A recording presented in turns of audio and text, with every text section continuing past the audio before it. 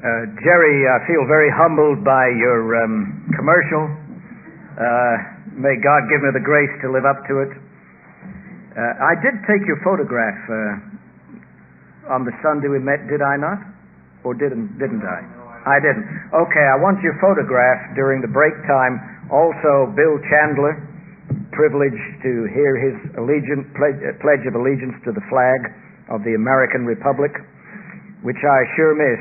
I've been gone from America now for 9 years, and I tell you, I've shed many tears about having left the United States. But in God's providence at the moment, it seems like we're becoming Australians. Certainly, we're all pretty happy down under, and but it's great to be back in the United States, particularly over this weekend, and to celebrate the birth of the American Republic. Let me also particularly thank my new friend Frank Gowner for having put this together. Now, all the nice things you heard Gary North say about that book, Frank, could you just wave that book around so they can see it? Okay, I never thought it would sell out, but that book is sold out totally, and every couple of months someone from some part of the world phones me in Australia, says, I'll give you $200 for a copy of that book, even secondhand. I can't supply. That's the copy owned by Talbot Theological Seminary, which Frank has got out. So when I got through writing that book, I thought, well, no one's going to read this thing. It's a PhD dissertation, and it's hard going. It's difficult to understand.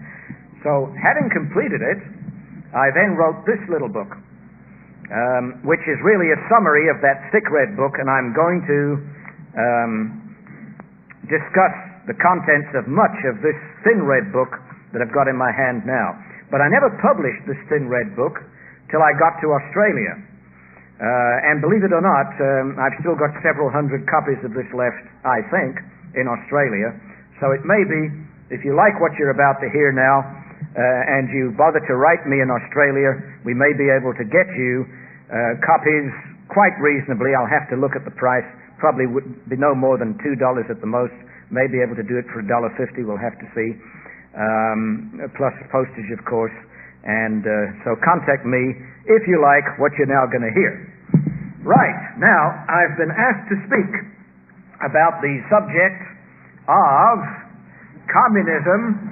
Is it more important is it more religious than Christianity or not? Which of these two religions is the more religious? So I'm going to major heavily on communism between now and noon, breaking in about an hour's time.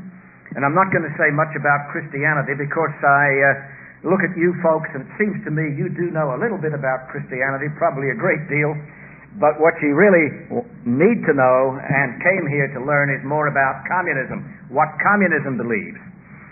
So what I'm going to try to cover is the communist view of God, of physical laws, of the universe, of man, woman, sex, work, money, property, class, the family, education, morality, law and order, the state, nationality, the arts, science, religion, truth, revolution, war, peace, freedom, and the future.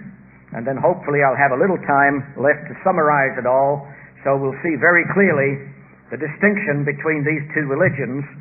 But I would say that right now in history, I do believe that communists are more religious than Christians. That is to say, communists are more dedicated to whatever it is they believe than Christians seem to me to be dedicated to what Christians tell me they believe in, I being a Christian and not a communist. First off, a few quotes. Joe Stalin stated, quote, Leninism is Marxism in the epoch of imperialism and of the proletarian revolution. Marx and Engels lived and worked in the pre-revolutionary epoch, when developed imperialism did not yet exist. Leninism is the further development of Marxism. Khrushchev said, the changes in the world will proceed in the direction well described by Marx, Engels, and Lenin in their theoretical works. Then in Moscow, 1968, Communist Party Soviet Union said the following at its All-Union Congress, quote, Marx and Engels laid the foundation of communism as a science, and Lenin developed the theory of scientific communism, so that the theory of scientific communism is now called Marxism-Leninism. And finally, Mao Zedong said, quote, "The theory of Marx, Engels, Lenin is universally applicable," end of quote. So if we then read the writings of Marx, Engels, and Lenin in depth, we will know what all modern communist leaders are committed to realize in the future and believe has taken place in the past, as to where we are supposed to have come from and where they are quite convinced, in spite of hiccups like the Berlin Wall coming down, they still believe that the world is headed. Okay, what do communists believe about God? And they sure are believers. They are very religious people when it comes to God. They are very religiously opposed to any idea of God. Lenin said, "The materialist exalts the knowledge of matter, of nature, consigning God and the philosophical rabble that defends God," that's you and me, "to the rubbish heap." Engels said, "The human being's own nature is much more glorious and sublime than the imaginary nature of all possible gods, which are, after all, only the more or less unclear and distorted image of the human being himself." He also said, or rather Lenin did, quote, "Every religious idea, every idea of every god, even every flirtation with a god, is an unspeakable abomination, is the most dangerous abomination, the most repulsive infection." The famous modern Soviet philosopher Afanasyev stated, quote, "In a world where matter is the primary cause, the primary foundation of everything, there is room neither for God nor for any supernatural force." Engels and Lenin both stated, Engels first and Lenin affirmatively quoting Engels later, quote, "From the moment that man is able to produce things, he knows things in themselves. The Christian God, if he existed and created the world, could do no more." Marx stated in his doctoral dissertation, Prometheus' admission, you remember in Greek mythology, that's the fellow that stole the fire from the gods.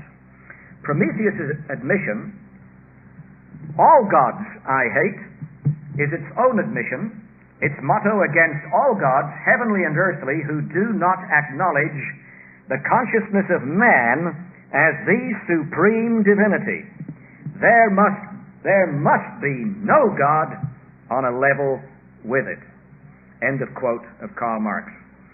Now you may say that's just Western propaganda. No, every one of those quotes that I have given you comes either from the original German of Marx and Engels, which I have waded through, all 40 volumes, published by the Communist Party of East Germany, or which I have read in English translation from Russian into English of Lenin, published with the imprimatur and the nihil obstat of the Communist Party of the Soviet Union, published there in the English language by either Progress Publishers or the Foreign Languages Publishing House in Moscow. So I've done my homework, and I will stand up to any communist anywhere in the world that what I have just read you truly is what the Marxists themselves say in their own documents. Now, I think you'll agree that what I've just read you, the communist view about God, is pretty religious in its denial of God. And what disturbs me is we're running short of Christian fanatics who are as outspoken asserting the existence and the necessity of the triune God with the same vehemence as the communists deny the existence of any God. Okay, what do communists believe religiously about physical laws? Marx says The correct laws of dialectics are already contained in Hegel in mystical form. This form must be stripped off. Engels adds, in nature, insofar as we disregard the reaction of man upon it, there exist only unconscious blind agents which influence one another and through whose reciprocal interplay general laws assert themselves.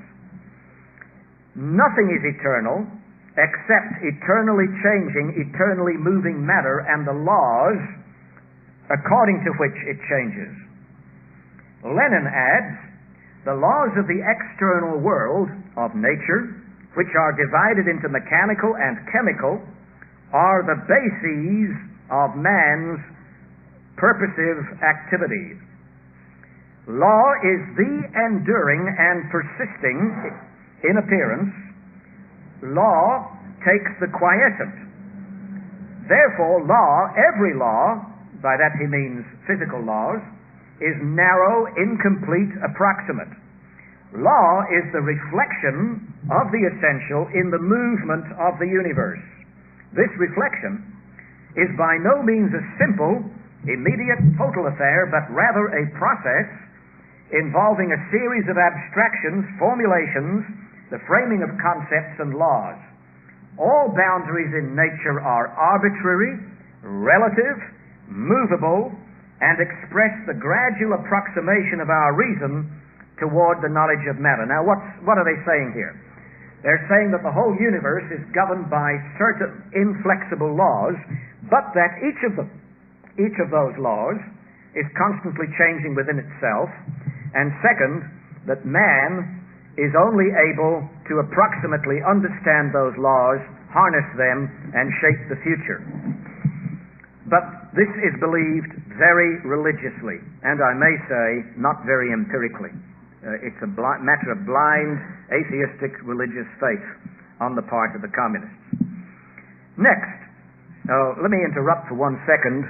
I much appreciate the kindness of the host pastor in allowing us to meet here in this way. I learned just a couple of days ago, sir, that one of your best friends is one of my best friends, Joe Moorcraft. So I'd like to take your photograph too. And when you next talk to Joe, whom you resemble, physically, please honk twice and say to him that I still love Jesus. Will you do that? Okay, thank you. All right, back to communism. How do communists take a look at the universe? Engels says, the whole of nature has its existence in eternal coming into being and passing away, in ceaseless flux, in unresting motion and change. Lenin adds, the material, perceptible universe to which we ourselves belong is the only reality. The electron is as inexhaustible as the atom. Nature is infinite, but it exists infinitely. We may regard the material and cosmic world as the supreme being, interesting statement, as the cause of all causes, and as the creator of heaven and earth. So what he's saying is, in the beginning, everlasting matter, which always has existed, created the present universe. That's what he's saying. The modern Soviet philosopher Afanasiev stated, quote, it is only a religious fable that God created the world. If matter is primary and eternal, which of course the communists believe, then it is uncreatable and indestructible. Matter is the inner, final cause of everything. Engels stated, the associate and bosom friend of Karl Marx, it is established that wonders do not occur in nature, and that the original heat of the nebula was not imparted to it by a wonder external to the world.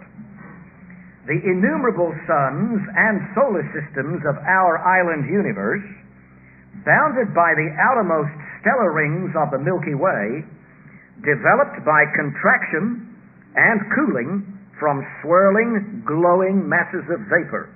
And Karl Marx adds, at the very time that geology, especially through its subscience geogony, the scientific understanding of how our Earth came into being, was developing in an evolutionary direction about 130 years ago, Marx stated, quote, "The idea of the creation of the Earth has now received a severe blow from the idea of geogony." In other words, the geological theories of Lyell and people like that, in his opinion, had put paid to the Christian notion that in the beginning the triune God is supposed to have created the earth.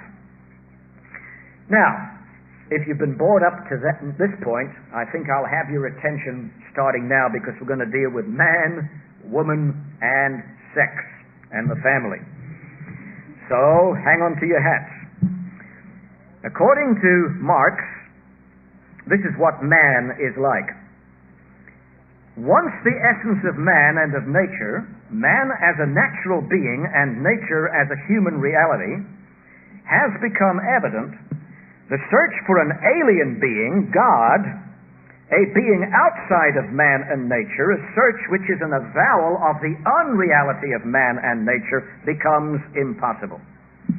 So when you've discovered that the only God that exists is man, then the false notion that there could be a God other than man melts away of its own accord.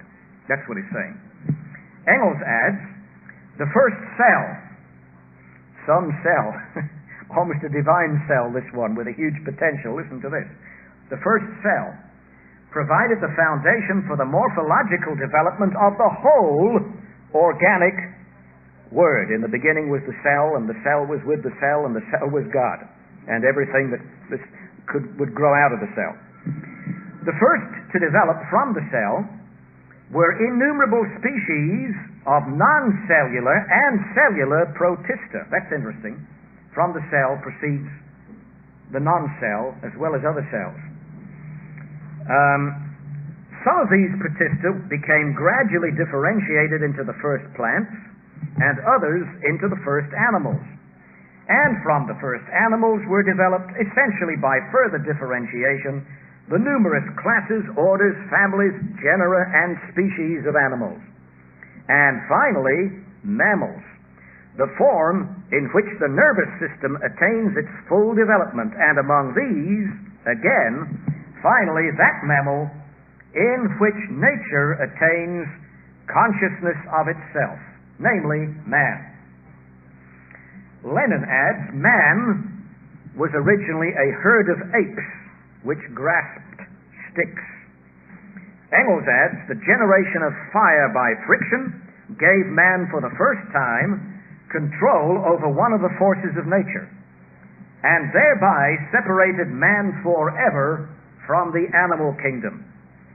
Marx said that Benjamin Franklin was right in his statement that man is a tool-making animal, but by animal, quoting Franklin, misquoting Franklin, Marx meant by animal something very different to what Franklin meant. Franklin meant living being. Marx meant highly developed kind of pre-human animal that somehow became human. Engels says, man makes nature to serve his ends. This is the final essential distinction between man and the other animals.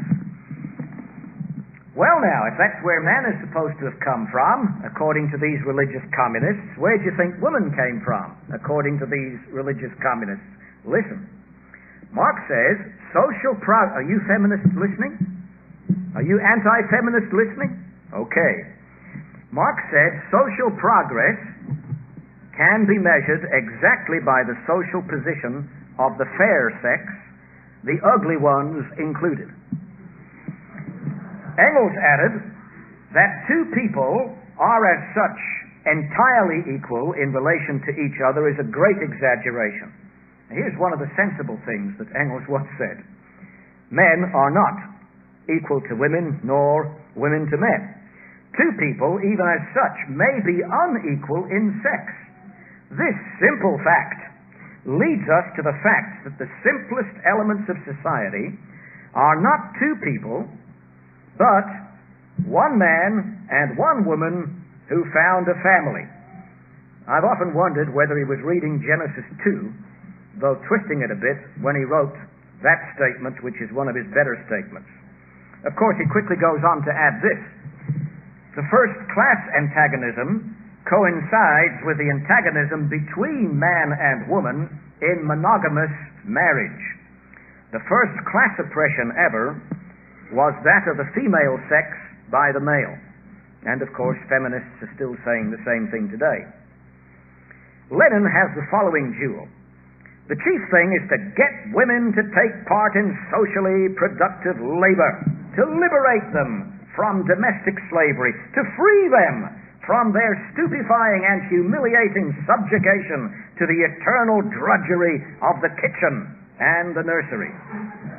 The most important step is the abolition of the private ownership of land and factories, and, of course, of man's private ownership of the body of the one wife that is married to under Christian marriage. This opens up the way toward a complete emancipation of woman, her liberation from household bondage through transition from petty individual housekeeping to large-scale socialized domestic services. Doesn't that thrill you, ladies? The communists want to yank you out of your kitchen where you are cooking food and washing up the dishes for your husband and your kids, and they want to dump you into some huge factory where you'll be washing up thousands of dishes and cooking thousands of turkeys for people that you don't even know what their name is. I'm not saying that I'm thrilled to wash up dishes, but I'm saying I'd far rather wash up dishes for my family than for 1,000 people that I don't know. And Mao Zedong says, the demand that all women who are able to work, by that he means take on a second job outside of their home until they flop of nervous exhaustion, the demand that all women who are able to work must take up their position in the lines of the labor front, notice must, not may, according to the principle equal pay for equal work must be realized in the shortest possible time, unquote. And now, let's see what the many religious things that communists say about sex. Marx and Engels say the following. Originally, the division of labor was nothing else than the division of labor in the Sex Act. It's one of the most ridiculous statements that's ever been written, because you see, the monkeys from which the first men are supposed to have descended also practiced sexual intercourse. That must then mean that the monkeys, because they were capable of sexual intercourse, must have been able to labor and to divide labor, in which case there was a capitalistic division of labor even before those monkeys evolved into the first human beings sleeping around when the division of labor is supposed to have started. So there's a terrible inconsistency here in communist theory. But anyway, that's their problem, not mine.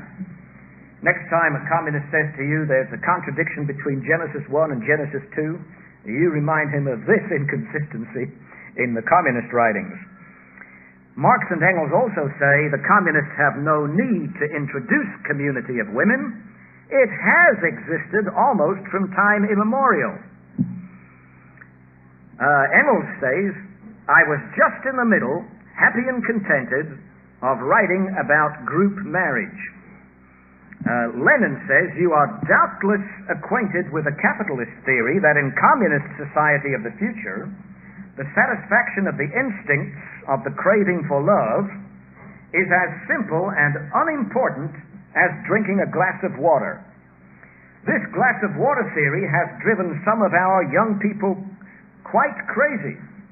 It has been the destruction of many young men and women. Of course, thirst does cry out to be quenched. And Engels lets the cat out of the bag where he states, quote, the study of the history of primitive society reveals to us the conditions in which men lived in polygamy and their wives at the same time in polyandry, The next higher plane of society after capitalism will be a revival in a higher form of this ancient society. In other words, what he's saying is this. In the beginning, the first men had community of property and community of women and community of male spouses. Then capitalism, that great sin came and destroyed this ideal society. And capitalism introduced monogamy. However, when communism destroys capitalism, after an interim phase of socialism, there will be a return at a higher level to communism, which must mean the destruction of the family and all men and women sleeping around with one another all over again and not knowing who the father is of the child that's born. And after the child has been taken away from the mother and put into the state creche, the day school, the daycare center, I think it's called in the United States, that child won't even recognize its own mother soon. And the loyalty will be exclusively to the group, to the herd. That's communism, past and future. Now let's take a look at the religious view of communism toward work. Marx says, by work, man becomes himself. Work is the becoming of self. Marx and Engels wrote, life involves before everything else eating and drinking, a habitation, clothing, and many other things.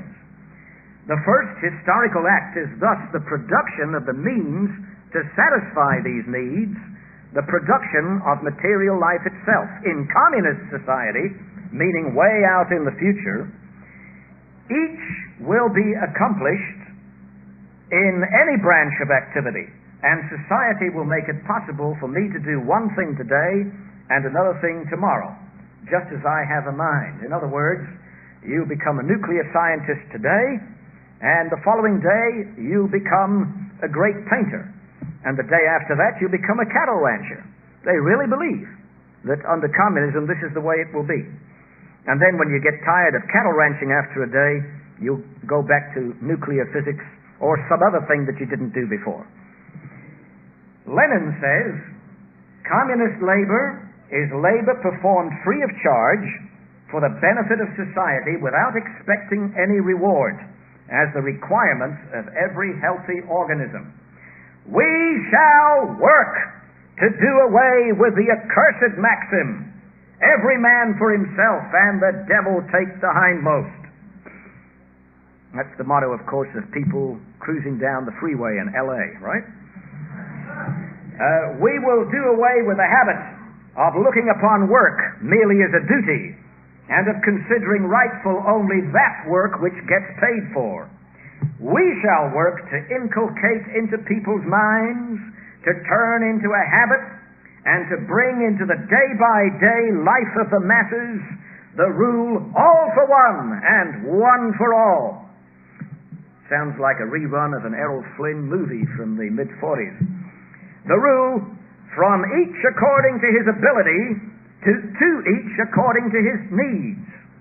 We shall work for the gradual but steady introduction of communist discipline and communist labor.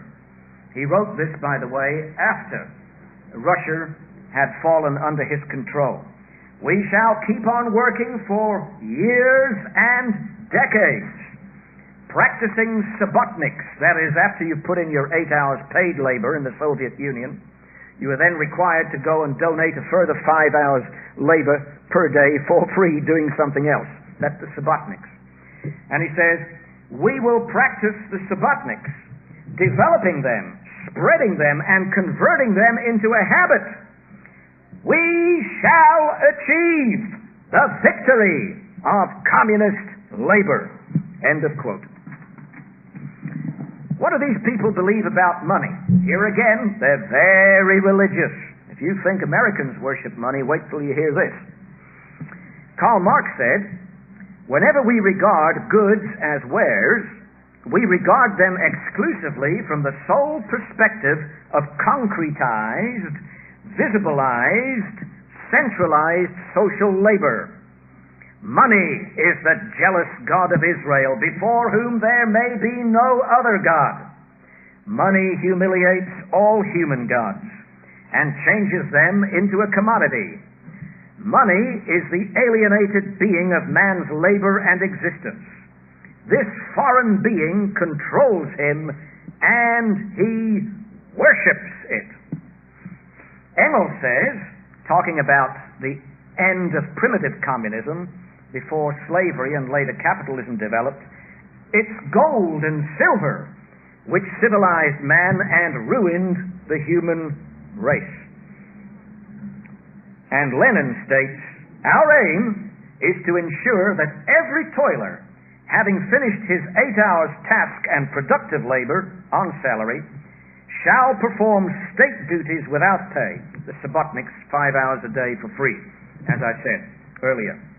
The Russian Communist Party will strive as speedily as possible to introduce the most radical measures to pave the way for the abolition of money. First and foremost, to replace it by savings bank books, checks, short-term notes entitling the holders to receive goods from the public stores for free, and so forth. And this, of course, immediately leads to the communist view of property. Marx and Engels state, wife and children were the slaves of the husband. This hidden slavery in the family, though still very crude, is the first private property. You people are horrified at our intention to do away with private property. You reproach us with intending to do away with your property. Precisely so, that is just what we intend. Engels adds, the phrase abolition of private property is the most succinct and characteristic way of formulating the change in the social order which has been rendered necessary by the development of large-scale industry. The communists are right, therefore, to place abolition of private property in the very forefront of their demands. A nation, or even all simultaneously existing societies taken together, are not the owners of the globe. They are only its possessors, its usufructuaries. And, like boni patres familias, that is to say, like good stewards, they must hand it down to succeeding generations in an improved condition. And Lenin adds, landed proprietorship is abolished forthwith throughout the Soviet Union without any compensation. He said this right after the communist takeover of Russia, 1917. All damage to confiscated property, which henceforth belongs to the entire people, meaning the Communist Party, is hereby proclaimed a grave crime to be punished by the revolutionary courts. Workers' control over the production, storage, purchase, and sale of all materials shall be introduced in all industrial, commercial, banking, agricultural, and other enterprises. And he also says, and there'll be no getting away from it. What do communists believe about class? Marx says, all past history, with the exception of its very beginnings, is the history of class struggle. These antagonistic classes of society are always the results of the modes of production and exchange, in one word, of the economic conditions of their times. What I did, says Marx, that was new, was to prove the following. First, that the existence of classes is only bound up with particular historic phases in the development of production. Second, that the class struggle necessarily leads to the dictatorship of the proletariat under the first phase of communism right after the revolutionary takeover from capitalism. Third, that this dictatorship of the proletariat itself only constitutes the transition towards the later abolition of all classes and to a classless society. In other words, he denies that at and right after the communist revolution, the takeover from capitalism, you immediately go to a classless society. That's not what happens. What does happen, he would say, is the previously oppressed class, the workers, through their agent, the Communist Party, suppresses all other classes. the capitalists, the small farmers, the petty shopkeepers, and everyone else. So the class war, make no mistake, continues after the collapse of capitalism. In the first phase of socialism, in fact, it becomes even more of a war in the socialist country than it ever was in the capitalist country, according to Karl Marx, which is something you might want to remember next time you talk to a leftist. And Lenin adds, classes are groups of people, one of which may appropriate the labor of another because of the different places they occupy in the definite system of social economy. Whoever conceives of the transition to socialism without suppressing the middle class is just not a socialist. It is essential to suppress the middle class as a class. That means you. There can be no socialism unless you are suppressed. All right? A communistically organized society of the future will provide for the cultivation of all-round capacities. Simultaneously with this development, social classes will vanish, for class cannot exist in a communist society of the future, for indeed the whole organization of society will preclude the existence of different classes. Finally, the Communist Party itself will become dissolved, but only when the whole working class worldwide will have become communist. And that everyone in the Soviet Union and in Red China who is a member of the Communist Party, they'll tell you that has never been achieved. They've never claimed it's been achieved. Can only be achieved in the distant future after the United States has been smashed and forced to relinquish capitalism to go down the road of socialism towards future communism. In other words, Red China and the Soviet Union, which have never ever become communist countries, and which say that it's impossible they can become communist countries unless the United States embraces socialism and declares itself on the road toward communism. Now, obviously, if you believe that in the Soviet Union, you're going to work night and day to smash the United States and to turn it into a socialist country. Because there's no way you in the Soviet Union as a communist can advance from Soviet socialism towards Soviet communism until you've got the United States to become socialist and to declare itself in favor itself of advancing towards communism.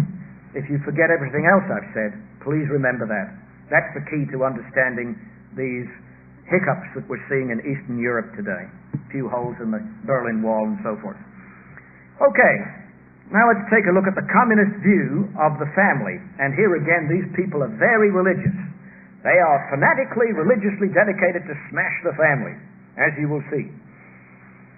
Karl Marx said this: the capitalist system, by assigning an important part in the process of production outside the domestic sphere to women, to young persons, and to children of both sexes, has created a new economic basis for a higher form of the family in the future and of the relations between the sexes under coming socialism.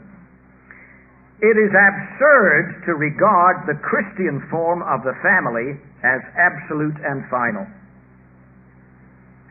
He also says this: once the earthly family, that's a man, wife, and children, has been discovered to be the secret of the Holy Family, that means God the Father, God the Son, and God the Holy Spirit, then the earthly family must itself be destroyed in theory and in practice. This came up in the debate we had the other night between myself on the one hand and a speaker on the other hand who declared himself both Marxist and Christian, Baptist minister who has a PhD in religion at Harvard. Anyway, he said that Marx had never said this. And I said Marx did say this. And I quoted the quotation twice. And he said Marx didn't mean that literally. I said, yes, he did. Marx says the earthly family must be destroyed in theory and in practice. And then I said that what Marx actually said was, ebenso muss auch die irdische Familie praktisch und theoretisch vernichtet werden. But apparently, though I had the ability to speak in tongues and to know exactly what it was I was talking about when I did so, because I've done my homework reading these sources in the original German, as published recently by the Communist Party of East Germany, apparently not so my opponent, and he obviously lacked the charismatic gift of the interpretation of the tongue. Okay, that's Marx. The earthly family must be destroyed in practice as well as in theory. I don't know. If that doesn't mean what it says it means, language has no meaning as far as I'm concerned. It means exactly what it means. Engels says this: the study of the history of primitive society reveals to us conditions in which men used to live in polygamy and their wives at the same time in polyandry, and the common children, the communist children, the common children, therefore, are regarded as being common to them all, to the whole herd. In other words, when you give birth to a child, it's not your child, it's the child of the herd. And the herd is to feed it, the herd is to clothe it, and the herd is to educate it. You get the picture? That's communism. That's primitive communism, and that's what they want to achieve under future communism too. Okay. Engels also said,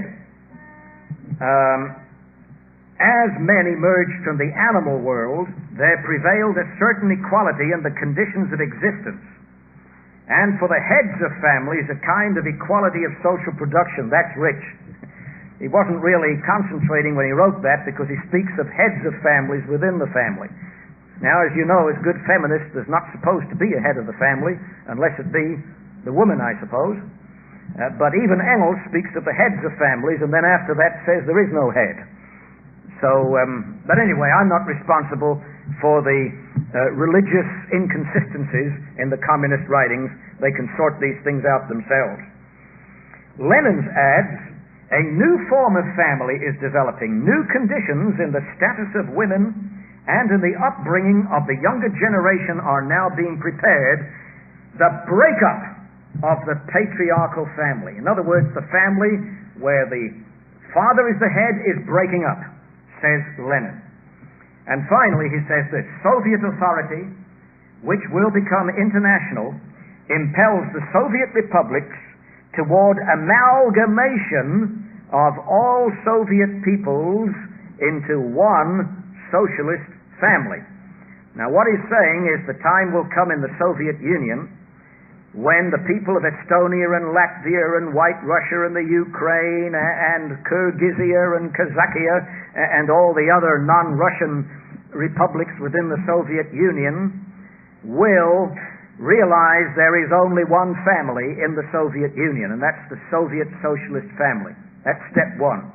And then gradually other countries, such as Afghanistan first, and then finally the United States of America, are admitted into the Soviet Union as additional republics, like extra states to the Union, 48th, 49th, 50th state, and so forth, until finally the whole world is not only under one government, the Union of Soviet Socialist Republics, but it's one big happy family. Doesn't that thrill you?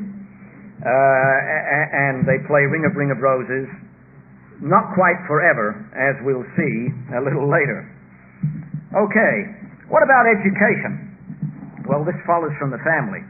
Marx says, from the factory system budded as the germ of the education of the future, an education that will, in the case of every child over a given age, combine productive labor with instruction and gymnastics, not only as one of the methods of adding to the efficiency of production, but as the only method of producing fully developed human beings. Engels adds, quote, the young folk of the future, as they pass through the schools, by which he means state schools, will be taught the whole system of production as part of their education. And Lenin adds, by educating the Workers' Party, Marxism educates the vanguard of the proletariat, which is capable of assuming power and of leading the whole people towards socialism, of directing and organizing the new order, of being the teacher, the guide, the leader of all the toilers. We must strive, listen to this, to secure the mixing of the children of all nationalities in uniform schools in each locality. So you see, busing was not developed in the United States. It was developed by Lenin in the Soviet Union. Marxists have a general school plan which demands, for example, an absolutely secular school. As far as Marxists are concerned, no departure from this general program is anywhere or at any time permissible. We are seriously carrying out the transference of the educational function from the separate household to society as a whole. The children are now being brought up in public education under more favorable conditions than at home. Doesn't that sound familiar? Now let's move on to the religiously communist view of morality. Marx says change is the very stuff of human nature. Substitute a communal and moral existence for the purely independent life with which we are all of us endowed by nature. We believe that all men are endowed with certain rights by an impersonal nature, which is not the Creator, but which is the universe itself, which always has been around and always will be. That's what he's saying. Quite the opposite of the American constitutional documents. Engels states, we reject every attempt to impose upon us any moral dogma whatsoever as an external, ultimate, and forever immutable moral law, on the pretext that the moral world too has its permanent principles which transcend history and the differences between nations. In a future society, how does this grab you?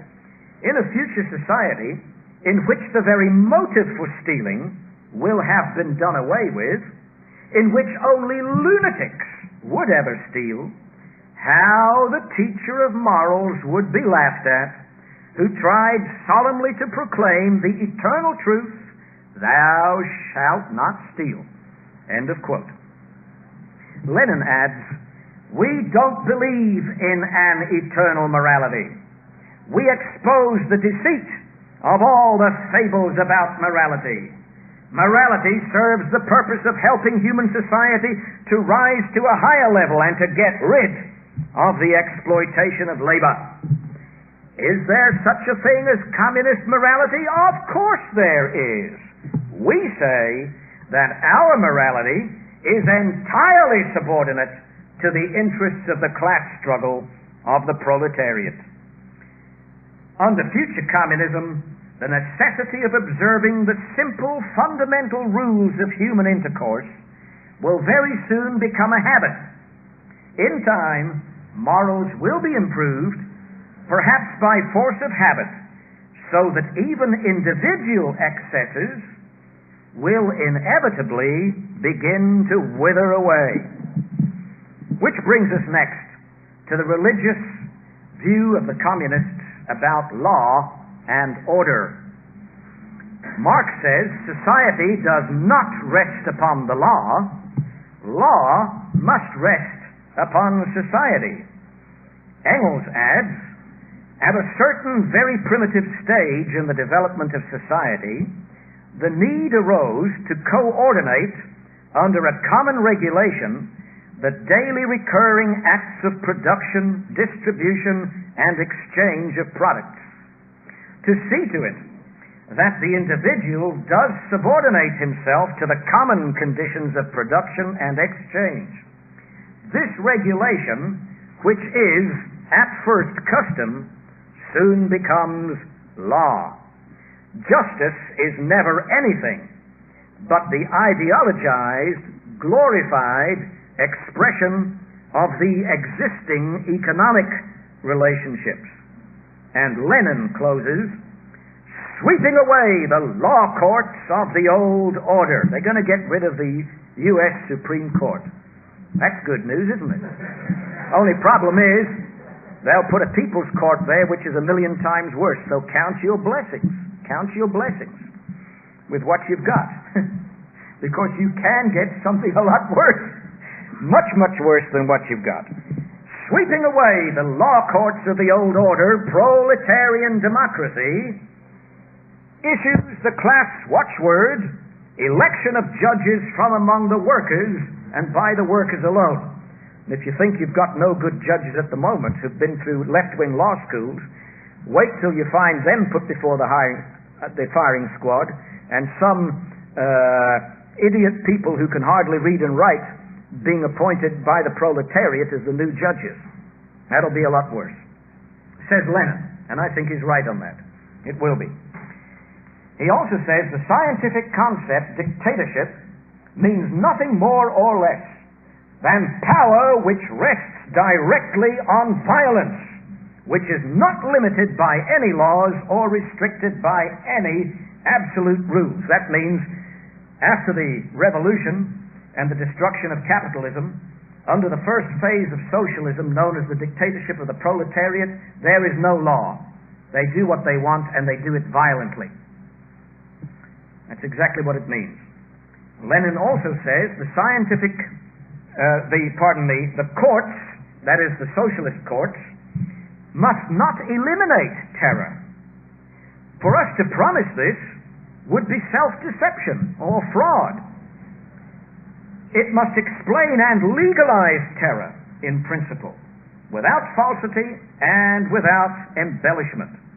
And then looking ahead of socialism toward future communism, Lenin says, the perfect state of society in which all laws, discipline, and government will become unnecessary, where people will gradually become accustomed to observing the elementary rules of social intercourse without force and without compulsion. That's still ahead, way in the future. Which brings me to the communist view of the state. Now here, Marx says the following. The so-called Christian state needs the Christian religion to complete itself as a Christian state. The democratic state, that means the non-Christian state, the real state, does not need religion to be politically complete. To the contrary, the democratic state can ignore religion, because the democratic state is the realization in a worldly way of the human basis of religion. Engels adds, the state has not existed from all eternity past. The state will inevitably fall. The society that will organize production on the basis of a free and equal association of the producers will put the whole machinery of the state where it will then belong, into the Museum of Antiquity by the side of the spinning wheel and the bronze axe. The government of persons will be replaced. The state will not be abolished. It will wither away. And Lenin wrote right before the successful Red Revolution of 1917. As a matter of fact, he never completed his book, State and Revolution, from which I now quote, because he had to stop writing the book in the middle and take over Russia. But in that book he had written this, quote, the state is a machine for the oppression of one class by another, for holding the other subordinated classes obedient. The proletarian and peasant Soviet Republic, he wrote after the revolution again, has now proved to be the first stable socialist republic in the world. As a new type of state, it cannot die. No power on earth can halt the progress of the world communist revolution toward the world Soviet Republic. The state will continue to exist until victorious socialism develops into full communism. Democracy is a form of state, and democracy will wither away when the state withers away. Now this will take place first nationally and then internationally. What do communists believe about nationality? According to Marx, under future communism, quote, even the natural differences within the human species, like racial differences, must be done away with historically, end of quote. Marx and Engels together wrote, the communists are reproached with desiring to abolish countries and nationality. But the working men have no country. National differences and antagonisms between people are daily more and more vanishing. The supremacy of the proletariat will cause them to vanish still faster. Lenin stated, international culture, now already being systematically created by the proletariat of all countries, does not absorb national culture, no matter from what national group. But international culture accepts only from each national culture exclusively those of its elements that are consistently democratic and socialistic. Come back to that in a moment. We are internationalists. We stand for the close union and complete amalgamation of the workers and the peasants of all nations into one single world Soviet Republic. We must therefore strive persistently for the unity of nations, and we must ruthlessly suppress everything that tends to divide nations. Socialism is promoting and greatly accelerating the drawing together and the fusion of the nations. And summarizing the position of Lenin, Stalin quite rightly wrote in his own book, Problems of Leninism, that in the Soviet Union, the Russian people will get rid of all non-socialistic practices, the Ukrainian people will do the same, the Estonian people will do the same, and so forth. And then, after the Russians and the Ukrainians and the Estonians have all become fully socialist, even in their language, even in the vocabulary that they use, so that neither in Russian nor in Ukrainian nor in Estonian will there be any remnants whatsoever of their capitalist past. The very words used in those languages to describe capitalist forms of production will have disappeared. Only then, says Lenin and Stalin, will the different nationalities, the Russians, the Ukrainians, and the Estonians, etc., coagulate and amalgamate together. Meantime, back at the ranch, while all of this is supposed to be going on in the Soviet Union, something similar is going on in North America and in South America. That is to say, the differences in South America between Ecuador, Peru, and Chile under future socialism begin to be removed.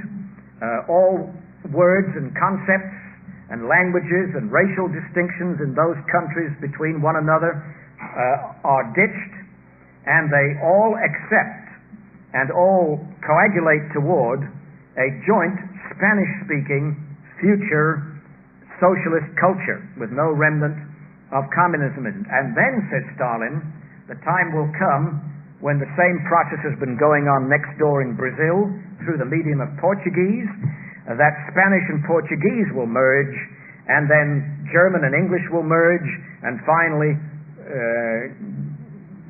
Germlish or Engleman, that new culture, will merge with the Soviet culture, which will be an amalgamation of Russian, Ukrainian, and all the other things they've got there into one worldwide communist culture, language, and race.